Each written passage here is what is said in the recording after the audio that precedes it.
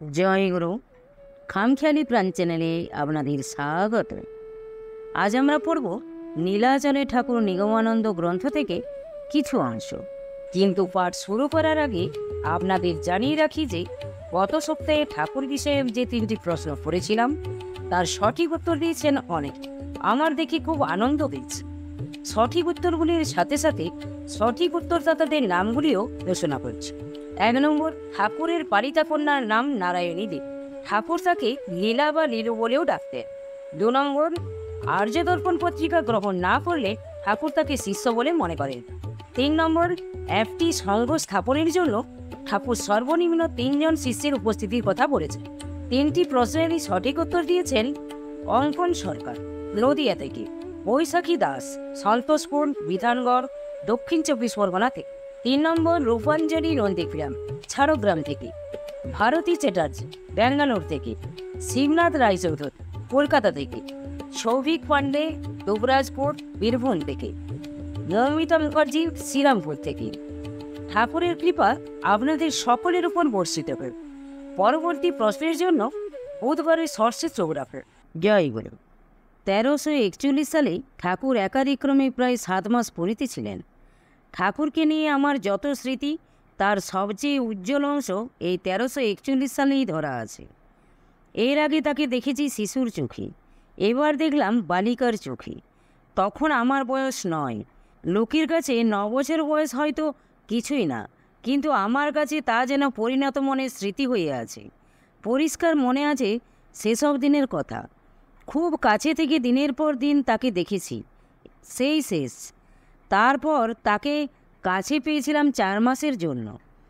ছবির পর ছবি ধরা আছে মনের পাতায়। এই মনের পাতার ছবিগুলি তিনি বৎসরের পর বৎসর ধরিয়া তুলিয়া ধরিয়াছিলেন আর্যদর্পণের পাতায়। 1369 সালের বৈশাখ হইতে 1370 সালের কার্তিক সংখ্যা পর্যন্ত প্রকাশিত হয় তাহার অবিস্মরণীয় প্রবন্ধ, এবং 1370 সালের বৈশাখ হইতে 1376 সালের শ্রাবণ মাস পর্যন্ত নীলাচলে ঠাকুর নিগমানন্দ। 1370 সালে যে কয় মাস অবিস্মরণীয় প্রবন্ধ প্রকাশিত হইয়াছিল সেই কয় মাস নীলাচলে ঠাকুর নিগমানন্দ বন্ধ ছিল। অর্থাৎ একসঙ্গে প্রবন্ধ দুইটি আর্যদর্পণে প্রকাশিত হয় নাই। নীলাচলে ঠাকুর নিগমানন্দ প্রবন্ধকে আরও সমৃদ্ধ করিয়া এবং অবিস্মরণীয় প্রবন্ধটিকে তাহার অঙ্গীভূত করিয়া বর্তমান গ্রন্থ প্রকাশ করা হইল। এই গ্রন্থ মুখ্যত 1329 সাল হইতে 1342 সাল পর্যন্ত ঠাকুরের অন্তিম 14 বৎসরের জীবনালেখ্য। 1336 হইতে 1342 পর্যন্ত 7 বছরের ইতিহাস লেখিকার স্বপ্রত্যক্ষ, আর 1329 হইতে 1335 পর্যন্ত তাহার পালিকা মাতা সুরবালা দেবী এবং অন্যান্য প্রত্যক্ষদর্শী ও দর্শিনীর নিকট হইতে শ্রুত। ঘটনার বিবরণ দিতে গিয়া শুধু নিজের স্মৃতিতে আস্থা না রাখিয়া সেক্ষেত্রেও তিনি অন্যান্য প্রত্যক্ষদর্শীদের নিকট হইতে যথাসম্ভব সেইগুলি যাচাই করিয়া লইয়াছেন। সুতরাং এই গ্রন্থে নিবন্ধ তথ্যরাজি সত্যতা সম্পর্কে সন্দেহের কোনো অবকাশ নাই। 1329 হইতে 1342 সাল পর্যন্ত এই 14 বৎসরের অধিকাংশ সময় ঠাকুর নীলাচলে অবস্থান করিয়াছেন এবং লেখিকা মুখ্যত এই স্থানেরই আলেখ্য তুলিয়া ধরিয়াছেন। এই জন্য এই গ্রন্থের নামকরণ করা হইয়াছে নীলাচলে ঠাকুর নিগমানন্দ। এই মহাজীবনের সঙ্গে যে সমস্ত ক্ষুদ্র ক্ষুদ্র জীবন আসিয়া সম্মিলিত হইয়াছে, প্রসঙ্গক্রমে তাহাদের কয়েকজনের কথাও ইহাতে স্বতঃপ্রবৃত্তভাবে সংযোগ করিয়াছেন লেখিকা। পরিশেষে যাহাকে অবলম্বন করিয়া এই গ্রন্থ রচনা, তাহার সম্বন্ধে 2-4 কথা না বলিলে ভূমিকাটি অসম্পূর্ণ থাকিয়া যাইবে, এই আশঙ্কায় কিছু বলিতেছি। এই গ্রন্থের প্রাণপুরুষ শ্রী শ্রী ঠাকুর নিগমানন্দ সরস্বতী পরমহংসদেব, তিনি শুধু তন্ত্র, জ্ঞান, যোগ এবং প্রেমের সাধনায় সিদ্ধিলাভ করিয়াই ক্ষান্ত হন নাই। ভারতের প্রাচীন যুগ হইতে আরম্ভ করিয়া অর্বাচীন যুগ পর্যন্ত যত কিছু সাধন পথ আবিষ্কৃত হইয়াছিল বা হইয়াছে, সব পথ তিনি বিচরণ করিয়া প্রতিটি সিদ্ধির সৌধে উপনীত হইয়াছেন। তাই কবির ভাষায় বলিতে ইচ্ছা হয়, যুগ যুগ ধরি এ ভারতের যত সাধনার ধারা, নিগমানন্দ আধারে আসিয়া হয়েছে আত্মহারা। তাই তো তাহাকে বলিতে শুনি, তোমরা মনে করো পরাশর বিশ্বামিত্রের চেয়ে বুঝি আর কেউ বড় হতে পারে না। কত ব্যাস বশিষ্ঠ পরাশর এই দেহে লীন হইয়া আছে, যাদের জীর্ণ করে ফেলেছি, অর্থাৎ তাদের সমস্ত জ্ঞানরাশি তো আয়ত্ত করেছি। তাছাড়াও আরও কিছু জানি। তিনি আত্মপরিচয় প্রদান প্রসঙ্গে বলিয়াছেন, আমি সাধারণ মানুষ, পশু পক্ষী কীট পতঙ্গ ইত্যাদি জীবন অতিক্রম করে জন্ম জন্মান্তরের সাধনার পর এই জন্মে ভগবানকে জেনেছি, সত্য লাভ করেছি, ব্রহ্ম জ্ঞান হয়েছে। ব্যক্তিত্ব ধ্বংস হওয়ায় আমার ভিতর দিয়ে জগৎগুরুর ইচ্ছায় লীলায়িত হয়ে উঠেছে। আমাকে তোমরা সদ্গুরু বলে জেনে রাখো। আমি সাধনা দ্বারা নিজে মুক্ত হয়েছি, তোমাদেরও মুক্তির পথ দেখিয়ে দেব। এই আমার কাজ। আমার উপরে যারা নির্ভর করেছে তাদের আমি হাতে ধরে মুক্তিধামে নিয়ে যাব। তিনি আরও বলিয়েছেন, আমি একসঙ্গে ব্রহ্ম আত্মা ভগবানকে প্রত্যক্ষ করেছি। আমি যুগপথ তিনটাতেই প্রতিষ্ঠিত আছি। আমাকে ধরলে তোমাদের ভিতর ব্রহ্ম আত্মা ভগবানের জ্ঞান আপনা আপনি ফুটে উঠবে। জ্ঞান ভক্তির সমন্বয়ে তাহার জীবন ছিল পূর্ণ। একদিকে তিনি যেমন নিজেকে আত্মযাজী বলিয়া পরিচয় দিয়া গিয়েছেন, অন্যদিকে দিয়াছেন তেমনি ভক্তপয়ার বিন্দু ভিক্ষু বলিয়া। একদিকে যেমন তিনি আত্মপ্রকাশ করিয়াছেন জগজ্জননীর আদুরে ছেলেরূপে, অপরদিকে তেমনি আত্মনিবেদন করিয়াছেন তাহার প্রেম ভিখারী স্বরূপে। একদিকে তিনি যেমন ছিলেন জ্ঞানের উত্তুঙ্গ হিমাচল, অন্যদিকে ছিলেন তেমনি প্রেমে বিগলিত জাহ্নবীর করুণাধারা। একদিকে যেমন তিনি ছিলেন বজ্রাদপি কঠোর, অন্যদিকে তেমনি ছিলেন কুসুম হইতেও কোমল। একসঙ্গে তাহার মধ্যে আমরা দেখিয়াছি পুরুষ প্রকৃতির যুগ্ম বিহার, কখনো পিতার বিকাশ, কখনো মাতার প্রকাশ। তাই তো তিনি ভক্তদের লক্ষ্য করিয়া বলিয়া গিয়েছেন, জগজ্জননীকে বুকে করিয়া তোদের হৃদয় জুড়িয়া বসিয়া আছি। একদা নীলাচল কুটিরে অন্নপূর্ণা পূজার দিন বগুড়ার হরপ্রসাদ দাদা ঠাকুরকে দেখিয়াছিলেন অন্নপূর্ণা মূর্তিতে, প্রত্যক্ষ করিয়াছিলেন তাহার ঘটস্থন হইতে ক্ষীরধারা প্রসৃত হইতে। তাহাকে একাধারে আমরা বলিতে পারি অর্ধনারীশ্বর মূর্তি, ধর্মমূর্তি, কর্মমূর্তি, জ্ঞানমূর্তি, যোগমূর্তি, প্রেমমূর্তি, শাস্ত্রমূর্তি, শাস্তামূর্তি, অভয়মূর্তি, হরিহর মূর্তি। তাহার মধ্যে লৌকিক সর্ববিদ বিদ্যা এবং অলৌকিক সর্ববিদ শক্তির সমাবেশ দেখিয়া আমরা বিস্মিত, পুলকিত, স্তম্ভিত এবং মোহিত। হরপ্রসাদদা প্রায়ই বলিতেন, আমাদের ঠাকুর হোয়াট নট।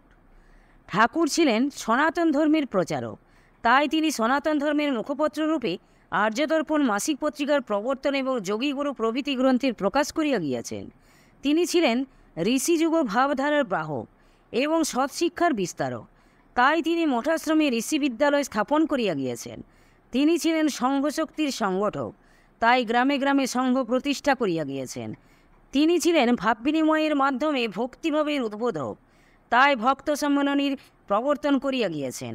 তিনি ছিলেন জ্ঞান ভক্তির সমন্বয় সাধক, তাই জগৎ সমক্ষে আদর্শ স্থাপন করিয়া গিয়েছেন শঙ্করের মত ও গৌরাঙ্গের পথ।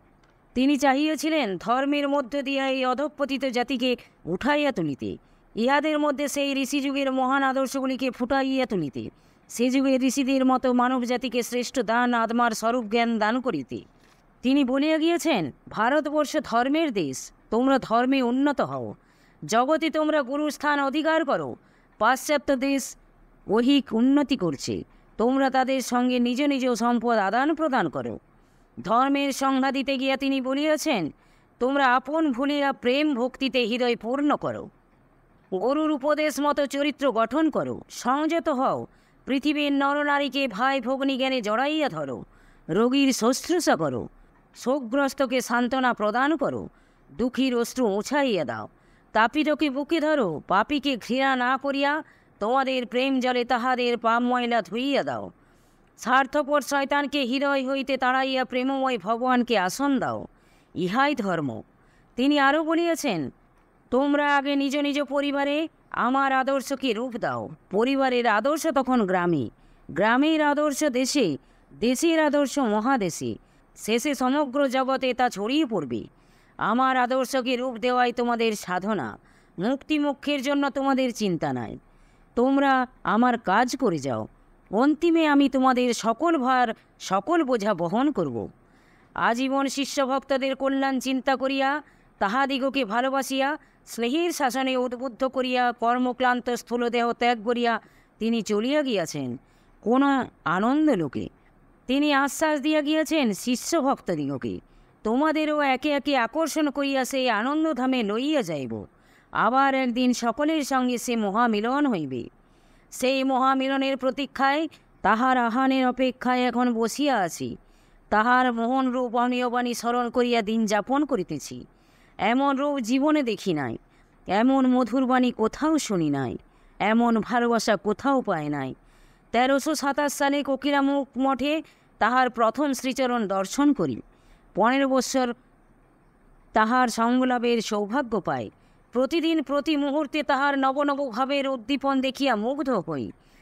এক দিনে মনে হইত ঠাকুরের দেহ রক্ত মাংসের নয়, যেন রক্ত মাংস শূন্য শুধু প্রেমে গড়া মূর্তি। তাহা হইতে যেন অজস্রধারে প্রেম বিগলিত হইয়া পড়িতেছে। আমি ঠাকুরের প্রেমময় মূর্তি দেখিয়াছি তাহাকে স্নেহময় করুণাময় রূপে। তাহার নিকট হইতে শুধু প্রেম প্রীতি ভালোবাসাই পাইয়াছি। তাহার শাসক মূর্তি রুদ্রমূর্তি আমার নয়নগোচর হয় নাই।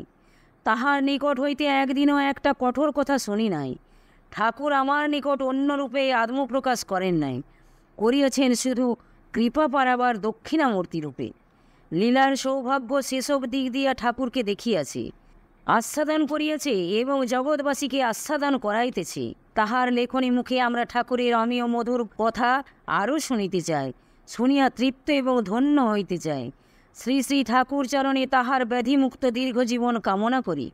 তাহার দেহযন্ত্র অবলম্বনে শ্রী শ্রী ঠাকুরের দিব্য ভাবরাশি নবনবভাবে প্রকাশিত হোক, ঝঙ্কৃত হোক তাহার মনোবিনায় তাহার নিত্য নতুন সুরল হরি। শ্রী গুরুচরণাশ্রিত সিদ্ধানন্দ। জয় গুরু, জয় গুরু। আজ এই পর্যন্তই। যদি আপনাদের ভালো লেগে থাকে তাহলে চ্যানেলটিকে সাবস্ক্রাইব করে সাথে থাকবেন। জয় গুরু, জয় গুরু।